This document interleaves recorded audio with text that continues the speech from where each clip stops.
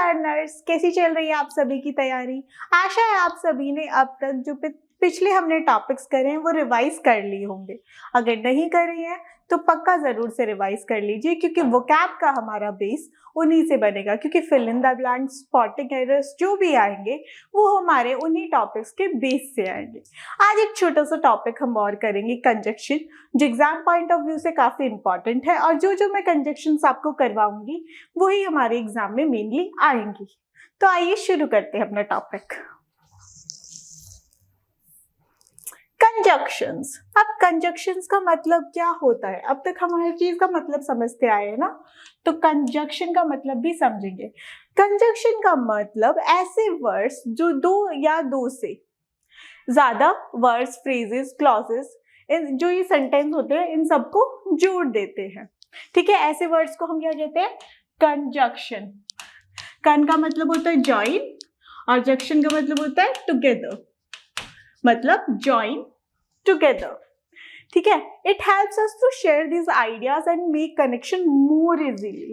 अब क्या होता है, जब हम कंजक्शन से जोड़ते हैं तो जो आइडिया है ना, किसी चीज को एम्फसाइज करना हो, कोई रीजन देना हो या कुछ भी देना हो, तो हम कंजक्शन लिख के कर देते हैं, जिससे वो आइडिया और भी क्लियर हो जाता है हमारे माइंड में और रेपिटेशन नहीं होती है। Without them, we would have to make a lots of short, blunt little statements. अब देखिए, एक सेंटेंस होगा छोटे छोटे, जैसे अगर मुझे बोलना है कि I love cooking, I love dancing, ठीक है, तो मैं ऐसे बोलूंगी I love cooking, I love dancing. और वही मैं बोल सकती हूँ I love cooking and dancing, तो हमने एंड से कुकिंग और डांसिंग को जोड़ दिया है। तो अगर कंजक्शन नहीं होगी तो हमें बहुत सारे शॉर्ट, ब्लंट और लिटिल स्टेटमेंट्स बनाने पड़ेंगे जो बिल्कुल भी अपीलिंग नहीं होंगे। और जो मोस्ट कॉमन हमारे कंजक्शन होते हैं वो कौन से होते हैं, एंड, बट, बिकॉज। आप भी तो यूज कर लेते हैं, एंड काफी यूज करते हैं, बिकॉज भी काफी यूज करते हैं। लेकिन इतना इजी तो हमारे एग्जाम में नहीं आएगा, इससे थोड़ा हाई लेवल का आएगा। तो कौन कौन से हमारे कंजक्शन आएंगे आज हम वो डिस्कस करेंगे। देखिए, अब कंजक्शन की क्यों जरूरत है एक बार और देखते हैं। She will visit her grand parents and she will go to friends house afterwards. बता दिया, यानी ये पूरा एक सेंटेंस यहां से शुरू हुआ, यहाँ पे फुल स्टॉप लगा है, यानी ये पूरा एक सेंटेंस है। वैसे ये दो थे, लेकिन जब इसको एंड से जोड़ दिया तो क्या बन गया, एक बन गया। तो कंजक्शन का ये इस्तेमाल है। अब ये ब्लंट नहीं रहा और शॉर्ट सेंटेंस नहीं रहा। You can either be relaxed or tense, but you cannot be both at the same time. अब but से जोड़ दिया हमने यहाँ पर, है ना, कि आप ये हो सकते हो या ये हो सकते हो, लेकिन दोनों एक ही टाइम पे नहीं हो सकते हो। अब आता है हमारा, अब देखिए जो मैंने ऊपर एग्जाम्पल करवाया उसमें था ना एंड से जोड़ रखा था, लेकिन अगर मैं एंड से नहीं जोड़ते तो ऐसा लगता, अब कौन सा आपको बेटर लग रहा है, वो पिछले वाला सेंटेंस या ये वाला। ऑब्वियस सी बात है ये वाला नहीं है। ये वाला क्यों नहीं है, क्योंकि इसमें क्या है कि जुड़ा नहीं हुआ ये, ठीक है। तो ऐसे ऐसे हम कितने सारे सेंटेंस बनाए जाएं तो बहुत ही रिपीटेशन हो जाएगी और बिल्कुल भी सेंटेंस पढ़ने में या लिखने में अच्छा नहीं लगेगा। तो that's why we use conjunction. आइए अब देखते हैं पहला important, we use and as well as both. And, both और एंड का मतलब बोथ और एंड एक साथ यूज हो रहा है, नॉट ओनली और बट ऑल्सो एक सेंटेंस में एक साथ यूज होगा। और and also to clearly emphasise the link between the two things. दो थिंग्स है, ठीक है, दो अलग अलग चीजें हैं, यानी थिंग्स क्या हो गई हमारी, नाउन हो गई। तो दो अलग अलग नाउन के आगे, एक के आगे तो हम लगा देंगे नॉट ओनली और दूसरे के आगे लगा देंगे बट लगा देंगे, क्लियरली उनको ज्यादा एम्फसाइज करने के लिए इन वाली कंजक्शन का यूज होता है। आइए इसको देखते हैं। जैसे देखिए यहाँ पे आप, not only was it raining, ना कि सिर्फ बारिश हो रही थी at the day of wedding, but also band was late. अब इसमें दो चीज बताई गई कि एक तो रीजन बताया गया कि बैंड भी लेट था, और पहला बताया गया कि रेनिंग हो रही थी at the day of wedding. तो ये जो दोनों हमारे थिंग है, इनको मोर एम्फसाइज करने के लिए हम नॉट ओनली और बट ऑल्सो का यूज किया है। ऐसे ही not only will they paint the outside, वो सिर्फ आउटसाइड को ही पेस्ट, ये आउटसाइड के लिए नॉट ओनली यूज हो गया, बट ऑल्सो द इनसाइड। तो यहाँ पे बट ऑल्सो किसके लिए यूज हो गया, इनसाइड के लिए। तो जो दो चीज है उनके बीच में लिंक दिखाने के लिए कि जो पेंट है वो कहाँ हो रहा है, दो जगह हो रहा है ना, इनसाइड और आउटसाइड। और वेडिंग वाले दिन भी दो चीजें हुई थी ना हमारी, क्या हुई थी, एक तो रेनिंग हो रही थी और एक बैंड भी लेट था। तो इन दो चीजों के बीच में एक लिंक बताने के लिए और एम्फेसाइज करने के लिए हमने नॉट ओनली और बट ऑल्सो का यूज किया है। आइए नेक्स्ट देखते हैं। नेक्स्ट अब आता है हमारा वी यूज सो एज। एक तो यूज करेंगे हम सेंटेंस में। अब सो एज, ये जो डॉट डॉट डॉट है इसका मतलब है सेंटेंस में एक तो सो यूज होगा, एक एज यूज होगा, ये दोनों यूज होंगे। जैसे एंड है वो तो इकलौता यूज हो रहा था पीछे, नहीं, इन दोनों का साथ में यूज होगा पूरे सेंटेंस में। जैसे नॉट ओनली और बट ऑल्सो का हमने दो चीज में लिंक दिखाने के लिए किया, ऐसे ही सो एज का यूज करेंगे हम और एज का करेंगे। लेकिन कैसे करेंगे, जब हमें क्या करना हो, कंपैरिजन करना हो दो चीजों के बीच में या पीपल के बीच में, हमें क्या करना हो, कंपैरिजन करना हो। जब हम क्या यूज करते हैं, सो एज और एज। अब हम कैसे जानेंगे कि सो एज यूज कहाँ होगा और एज यूज कहाँ होगा। अब देखिए, as can be use to denote both positive and negative. चाहे सेंटेंस हमें कौन सी वो चीज दिखा रहा हो, या पॉजिटिव सेंटेंस है या नेगेटिव सेंटेंस है, तो हम क्या यूज कर लेंगे, एज। लेकिन सो एज हमेशा किस लिए यूज होगा, नेगेटिव के डिनोट करने के लिए ही यूज होगा। एज दोनों के लिए यूज हो सकता है, लेकिन स्पेसिफिकली अगर एक यूज करें तो वो हमारा नेगेटिव के लिए होगा, सो एज। आइए एग्जाम्पल से देखते हैं। He is as good as Ram. अब देखिए, दो चीजों में कंपैरिजन हो गया, यानी ही और राम के बीच में कंपैरिजन हो गया। दो चीजों में कंपैरिजन होना है, हमें क्या यूज करना है, सो एज यूज करना है या एज यूज करना है। क्लियर। अब ये क्या है, एज गुड एज राम, मतलब उसके जितना ही गुड है वो, इसमें कोई नेगेटिविटी दिखाई नहीं दी है, तो इसलिए हमने यहाँ पर एज और एज का यूज किया, जैसा कि इसमें बताया गया है। अब देखिए, he is not so good as Ram. अब कंपैरिजन तो फिर से हुआ है ही और राम के बीच में, लेकिन यहां पर क्या बात हुई है, नॉट लगा दिया है, यानी सेंटेंस को नेगेटिव दिखा दिया है। जब नेगेटिव दिखा तो हम क्या करेंगे, सो एज का यूज करेंगे। क्लियर। ये बिल्कुल जो भी मैं बताऊंगी ना कंजक्शन, यही मेनली इंपॉर्टेंट है। ऐसे तो बहुत सारे कंजक्शन हैं, लेकिन ज्यादातर जो रिपीट होते हैं और आते हैं वो यही वाले आते हैं। अब देखिए, although, though are followed by. Followed by का मतलब इसके बाद जहां भी आपको ऑल्दो मेंशन मिले या दो मेंशन मिले, उसके बाद या तो आपको येट लगाना है या आपको क्या लगाना है, कॉमा लगाना है। कॉमा मतलब यही वाला कॉमा जो मेंशन हो रखा है, ठीक है। या तो आपको येट लगाना है या कॉमा लगाना है। आइए एग्जांपल से देखते हैं। ऑल्दो, दो ही इज वेल ऑफ, ठीक है। ऑल्दो लग गया स्टार्टिंग में, हमने यहाँ पे फिर क्या ऐड करना है, अगर यहाँ पे आपको और कुछ मेंशन मिल जाए तो इस पार्ट पे हमारे क्या हो जाएगा, एरर हो जाएगा, ठीक है। He is greedy. ऑल्दो दो he worked hard yet he did not succeed. तो ऑल्दो और दो किससे हमेशा फॉलो होगा, येट से फॉलो होगा। अगर वो येट से फॉलो नहीं हो रहा या कॉमा से फॉलो नहीं हो रहा तो वो हमारा गलत हो जाएगा। क्लियर।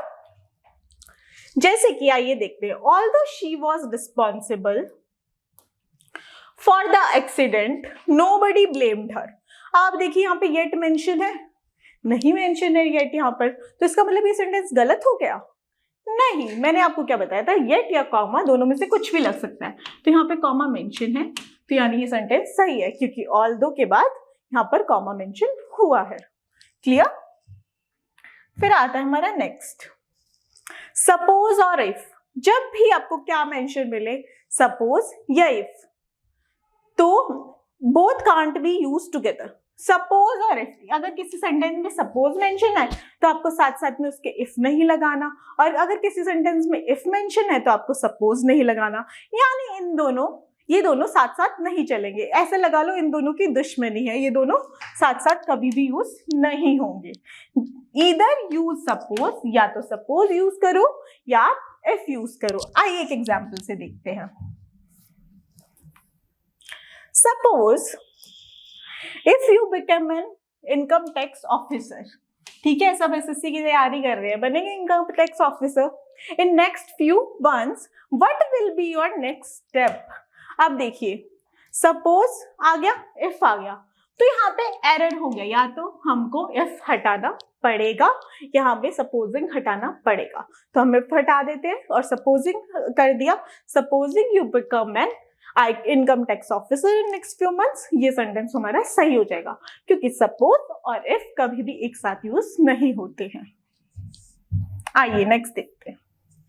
फिर आता है हमारा डाउट। जब भी कोई स्टेटमेंट और उसमें हमें श्योरिटी ना हो, सर्टेनिटी ना हो, यानी निश्चित ना हो, तो हम क्या करते हैं, या तो इफ लगाएंगे या वेदर लगाएंगे। ओके, और कब लगाएंगे इफ या वेदर, जब सेंटेंस का जो सेंटेंस क्या रेफर कर रहा हो कि वो पॉजिटिव है। एफर्मेटिव का मतलब भी तो पॉजिटिव होता है ना, सेंटेंस क्या रेफर कर रहा हो कि वो क्या है, पॉजिटिव है। और जब हमें डाउट हो और सेंटेंस क्या हो, या तो इंटेरोगेटिव हो या नेगेटिव हो, तो हम क्या लगाएंगे, दैट। जब हमारा पॉजिटिव सेंस में होगा तो इफ या वेदर का यूज होगा, लेकिन जब नेगेटिव होगा तो सिंपली हम दैट मेंशन कर देंगे। और कौन से केसेस में होता है ऐसा, जब हमें किसी भी सेंटेंस में क्या हो, डाउट शो कर रहे हो, डाउटफुल हो। आइए एग्जाम्पल से देखते हैं। जैसे कि their directors doubt that new equipments are really essential। अब देखिए, उसके जो डायरेक्टर्स हैं वो डाउट कर रहे हैं कि जो नए इक्विपमेंट्स हैं वो क्या है, एसेंशियल है या नहीं है। अब ये आपको नेगेटिव दिख रहा है, क्वेश्चन मार्क लगा है, इंटरोगेटिव दिख रहा है, तो हमने दैट की यूज कर लिया। यहाँ पर क्या यूज होगा, इफ यूज होगा, क्योंकि पॉजिटिव सेंस में है, डाउटफुल है लेकिन पॉजिटिव सेंस में है, तो हम इफ या वेदर का यूज करेंगे। आइए नेक्स्ट देखते हैं। Is it doubtful that Raman will join the course. अब ये इंटरोगेटिव सेंटेंस हो गया, तो यहाँ पे जो हमारा दैट मेंशन हुआ है ये करेक्ट मेंशन हुआ है। क्लियर?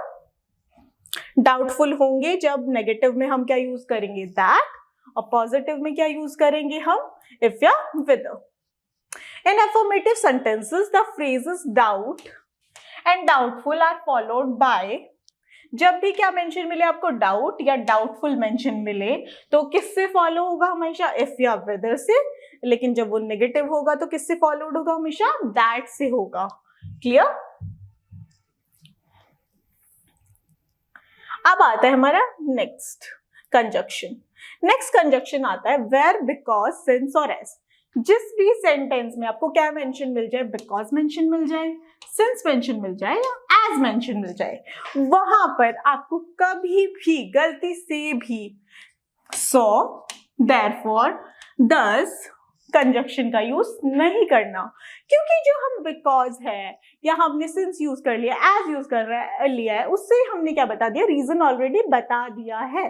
तो दोबारा से अगर सो, देयरफॉर या दस हम यूज करेंगे तो रेपिटेशन हो जाएगी, तो हमेशा इन, अगर ये यूज हो रहा है तो उसको यूज नहीं करना है। आइए देखते हैं। जैसे because she has been very honest and disciplined during her internship.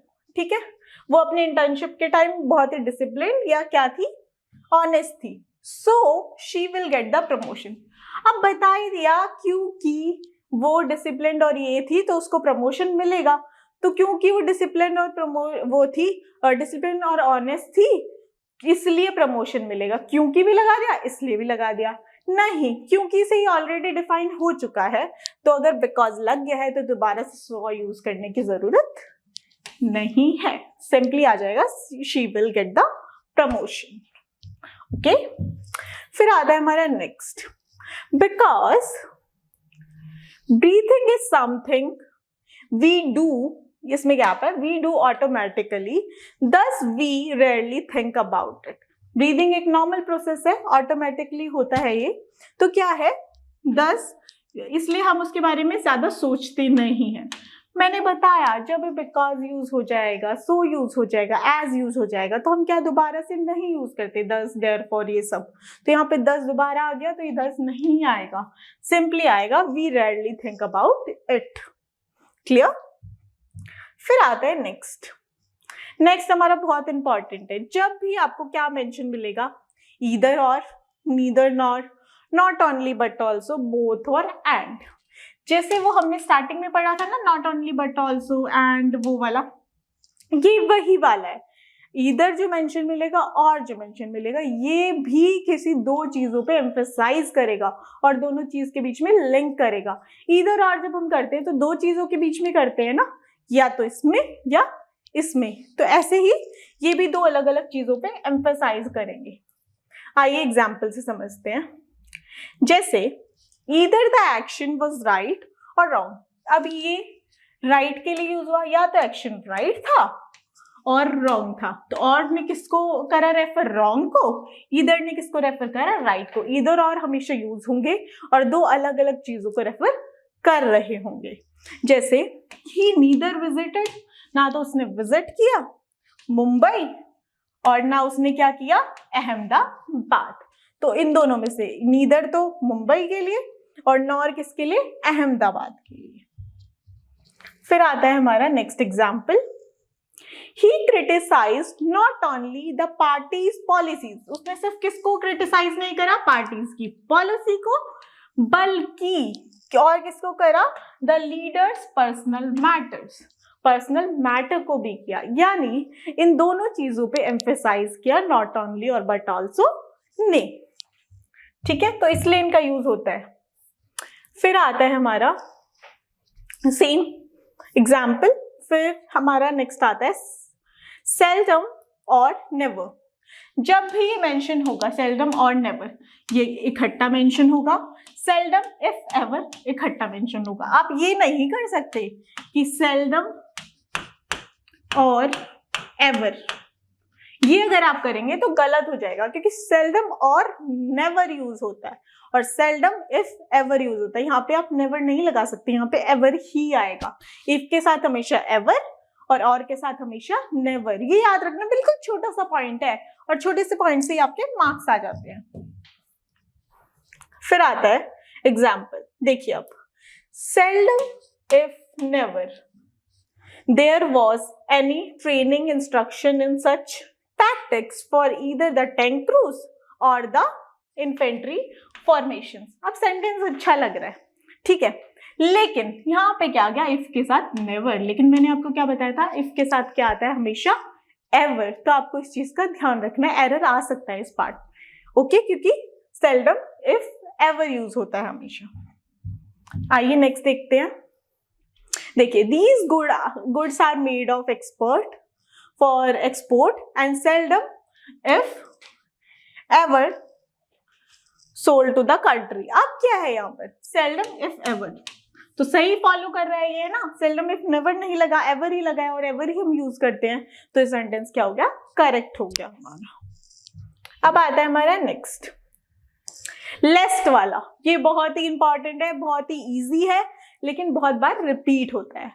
लेस्ट is either followed by should. अगर लेस्ट लगा है कि सेंटेंस में, तो उसके आगे हमेशा क्या मिलेगा, या तो आपको शुड मेंशन मिलेगा या first form of verb mention मिलेगी। ठीक है, लेस्ट जो है वो खुद ही क्या है, नेगेटिव सेंस को दर्शाता है। लेस्ट क्या है, नेगेटिव वर्ड है, तो इसके साथ कभी भी जब खुद ही कोई चीज नेगेटिव होगी तो उसके साथ हम, जैसे नो लगा हुआ है कहीं पे, हम वहां पे नॉट ऐड थोड़ी ना करेंगे फर्दर, है ना। तो ऐसे ही अगर लेस्ट ऑलरेडी नेगेटिव है, वहां पे आप नॉट या नेवर कभी भी मेंशन नहीं करेंगे। हमेशा उसके बाद या तो आपको शुड मेंशन करना है या वर्ब की फर्स्ट फॉर्म मेंशन करनी है, ओके। फिर इसका एग्जाम्पल देखते हैं, आइए। जैसे work hard lest you would not fail. अब मैंने आपको बताया कि लेस्ट लग जाएगा तो कभी भी हम नॉट या नेवर का यूज नहीं करेंगे, तो दिस सेंटेंस इज रॉन्ग। अब देखिए, work hard lest you should fail. Lest आया, उसके साथ हमने शुड को फॉलो कर दिया, तो दिस सेंटेंस इज राइट। फिर आता है run fast लेस्ट you may not miss. फिर से नॉट से दिखा दिया, नहीं, या तो शुड से फॉलो करो या वर्ब की फर्स्ट फॉर्म से फॉलो करो। Run fast लेस्ट you should miss the train, तो लेस्ट किसके साथ फॉलो हुआ, शुड के साथ, तो ये क्या हो जाएगा हमारा, करेक्ट। फिर आता है हमारा until, अब देखिए until जहां भी आपको मेंशन मिलेगा, until का मतलब होता है जब भी हम किसी टाइम से रिलेटेड चीज को दिखा रहे हो तो कहेंगे जब तक। until का हिंदी में मतलब होता है जब तक, तो टाइम ओरिएंटेड होता है। और अनलेस का मतलब होता है एक्शन ओरिएंटेड, ठीक है। until क्या होता है, अनलेस और until में कभी भी कंफ्यूज नहीं होना। until यानी टाइम और unless मतलब action. And they are negative words, ये भी नेगेटिव होते हैं, जैसे लेस नेगेटिव था तो ये नेगेटिव है, तो इनके साथ भी कभी नो, नॉट और नेवर कभी भी मेंशन नहीं होगा। ओके, आइए एग्जाम्पल देखते हैं। जैसे कि I can not get to the TPS report until next week. अब नेक्स्ट वीक की बात हो रही है ना, आने वाला वीक यानी टाइम की बात हो रही है। तो हमने क्या बताया कि जब भी क्या आएगा, अंटिल आएगा तो टाइम ओरिएंटेड होगा, तो ये करेक्ट है सेंटेंस। फिर आता है I live with my parents until I was 17। यहाँ पे भी टाइम बताया कि जब मैं 17 का था, जब तक मैं अपने पेरेंट्स के साथ रहूंगा, तो ये भी टाइम ओरिएंटेड हो गया, तो ये भी अंटिल करेक्ट है। और अनलेस क्या होता है हमारा, एक्शन ओरिएंटेड। आइए समझते हैं। I will not shoot that squirrel unless someone puts gun to my head. जब तक उसके सर पे कोई गन नहीं रखेगा, जब तक वो स्क्विरल को शॉट नहीं करेगा। तो यहाँ पे क्या हो गई, एक्शन हो गई कि कोई और जब तक उसके ऊपर ये वाला एक्शन नहीं करेगा तो ये वाला एक्शन वो परफॉर्म नहीं करेगा। तो unless is used for action. Peter will not go to the picnic. Peter कहाँ नहीं जाएगा, पिकनिक पे नहीं जाएगा जब तक हिज डॉग अलाउड टू जब तक उसके डॉग को कंपनी देने के लिए अलाउ नहीं किया जाएगा। तो यहाँ पे उसने कंडीशन रख दी एक्शन की, अगर ये वाला एक्शन नहीं होगा तो ये वाला एक्शन भी नहीं होगा। Okay, until is time oriented और हमारा unless is एक्शन ओरिएंटेड। अब जब भी आपको क्या मेंशन मिल जाए, बिटवीन, बिटवीन, तो उसके आगे आप हमेशा क्या लगाओगे, एंड लगाओगे, क्योंकि बिटवीन दो लोगों के बीच में कंपैरिजन होता है हमेशा। तो बिटवीन जब भी मेंशन मिलेगा तो आप एंड लगाओगे, दो लोगों को अलग अलग मेंशन कर दोगे। और जब भी आपको क्या मेंशन मिले, फ्रॉम मेंशन मिले, तो आप क्या लगाओगे, हमेशा उसके बाद टू लगाओगे। इसे ध्यान में रखना है, बिटवीन मेंशन हो तो आप एंड लगाओगे और जब भी फ्रॉम मेंशन हो तो आप टू लगाओगे। आइए नेक्स्ट देखते हैं। अब करते हैं हम एक्सरसाइज। अब तक देखो मैंने आपको एग्जाम्पल बताए, ठीक है, और जो हमारे SSC से रिलेटेड है, बहुत ही जो इंपॉर्टेंट है, वो वाले मैंने आपको कंजक्शन बताए।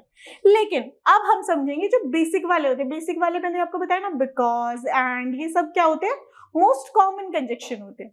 तो इनको हम स्किप तो नहीं कर सकते, लेकिन ये बहुत ईजी होते हैं, इसलिए इनकी हम सिर्फ एक्सरसाइज ही करेंगे। डायरेक्टली इनको बताने की जरूरत नहीं, बिकॉज कहाँ लगता है, ये कहाँ लगता है, क्योंकि वो ऑलरेडी हमें कहीं ना कहीं पता है। तो डायरेक्टली हम इनको एक्सरसाइज से परफॉर्म कर लेते हैं। आइए, शी वॉज वेरी एग्जॉस्टेड, वो बहुत थक गई थी। Dash she did not stop working, वो बहुत थक गई थी फिर भी उसने काम करना बंद नहीं किया। तो यहाँ पे क्या दिया गया, रीजन दिया गया। अब अनलेस वो बहुत थक गई थी, इसलिए कंडीशन तो कोई नहीं रखी है ना, यहाँ पर नहीं रखी। ऑल्दो भी नहीं लग सकता यहाँ पर, ऑल्दो का भी कोई रोल नहीं है, क्योंकि ये किससे फॉलो नहीं हो रहा, गेट से या कॉमा से। अब बिकॉज वो बहुत थक गई थी क्योंकि उसने काम करना नहीं, ये भी नहीं आएगा। यहाँ पे आएगा हमारा सिंपली बट, वो बहुत थकी हुई थी पर शी डिडंट स्टॉप वर्किंग, फिर भी उसने काम करना बंद नहीं किया। थकने के बावजूद भी उसने काम करना बंद नहीं किया। तो यहाँ पे क्या आ जाएगा हमारा, बट। क्लियर। फिर आता है next, I am going to work harder, I am going to work harder dash I can be promoted. मैं वर्क हार्डर करूंगा क्योंकि मैं प्रमोटेड हो जाऊं। तो व्हेन का कोई रोल नहीं है, क्योंकि मैं प्रमोट हो जाऊं नहीं, इंस्पाइट ऑफ जबकि मैं प्रमोट हूं, इंस्पाइट ऑफ का मतलब क्या होता है, जबकि, ये भी नहीं आएगा। सो दैट, क्योंकि इस एक्शन की वजह से ये एक्शन लीड करेगा। तो यहाँ पे क्या यूज करेंगे हम, सो दैट, मैं वर्क हार्ड करूंगी क्योंकि मेरा प्रमोशन हो जाए। तो यहाँ पे क्या यूज होगा हमारा, सो दैट।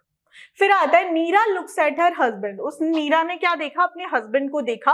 कैसे देखा, डैश शी हैजंट सीन, जैसे उसने उनको कभी नहीं देखा है ना। इससे सेम ये ऐसे अपने हस्बैंड को देखा जैसे उसने उनको पहले कभी नहीं देखा। उसके हस्बैंड ने तो ऑब्वियस सी बात है उसने पहले उन्हें देखा होगा, तो लेकिन वो इस टाइम पे ऐसे देख रहे एज इफ, तो यहाँ पे कौन सा कंजक्शन यूज होगा हमारा, एज इफ। व्हेन तो नहीं आएगा, ऑल्दो भी नहीं आएगा।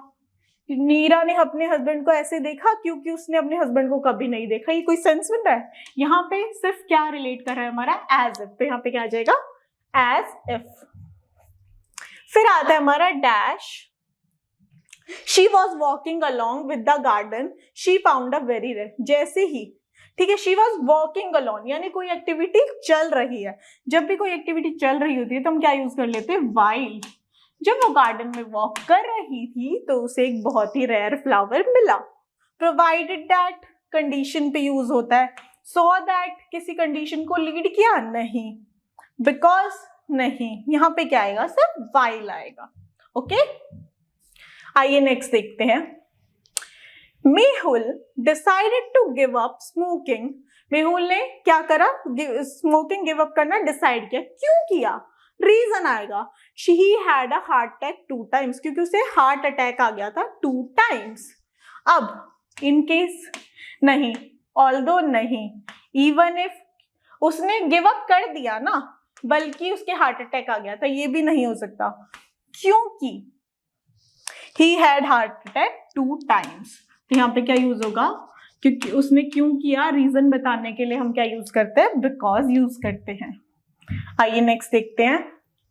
Dash you are in top form, your coach always shows your respect.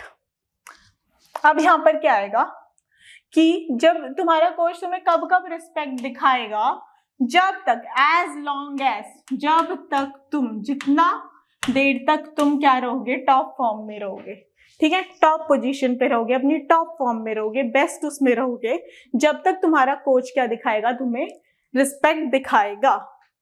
Unless भी नहीं आएगा, ऑल्दो भी नहीं आएगा, एज इफ भी नहीं आएगा। ये जब तक तुम रहोगे, टाइम की बात हो गई, और जब तक तुम्हें रिस्पेक्ट मिलेगी। तो यहाँ पे क्या यूज हो जाएगा हमारा, एज लॉन्ग एज। फिर आता है next, the soldiers in the camp will be punished dash they don't ओबे। वो पनिश्ड क्यों किए जाएंगे, क्योंकि सिंपल रीजन दे दिया, क्योंकि वो रूल्स को ओबे नहीं कर रहे हैं। तो यहाँ पे हमें सिंपल ज्यादा दिमाग लगाने की जरूरत नहीं है, सिंपल बिकॉज आ जाएगा, क्योंकि वो रूल्स को फॉलो नहीं कर रहे हैं। ऑल्दो का यहाँ पे कोई रूल नहीं है, इवन इफ कभी नहीं है, हाउएवर कभी कोई रूल नहीं है।